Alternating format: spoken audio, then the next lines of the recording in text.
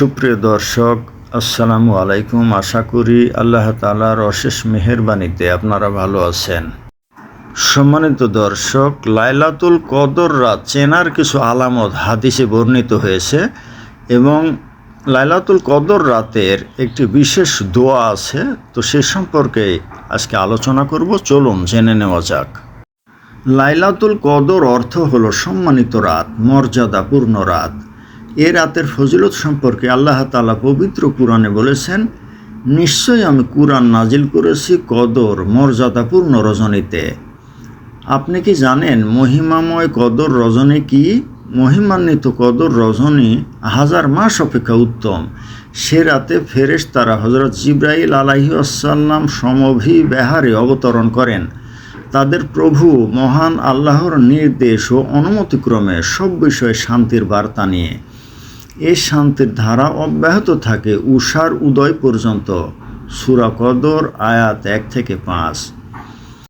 অর্থাৎ এ রাতে আল্লাহ তাআলা অধিক সংখ্যক রহমতের ফেরেশতা পৃথিবীতে অবতরণ করেন এবং সকাল না হওয়া পর্যন্ত পৃথিবীতে এক অনন্য শান্তি বিরাজ করে।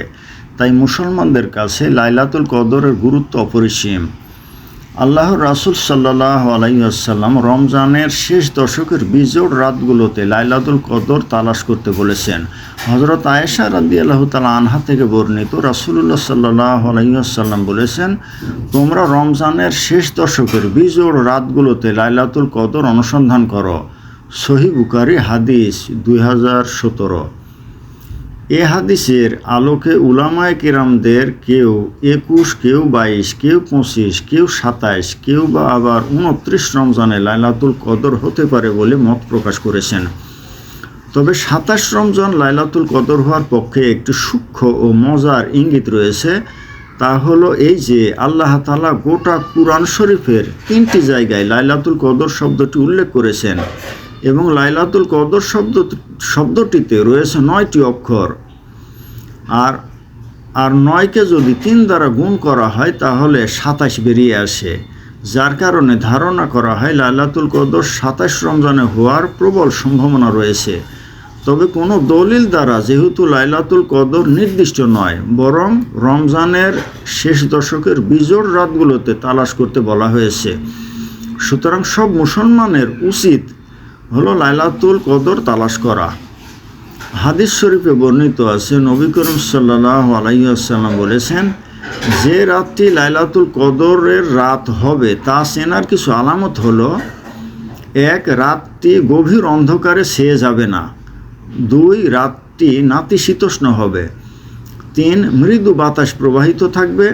4. সে রাতে ইবাদত করে মানুষ অপেক্ষাকৃত বেশি তৃপ্তিবোধ করবে।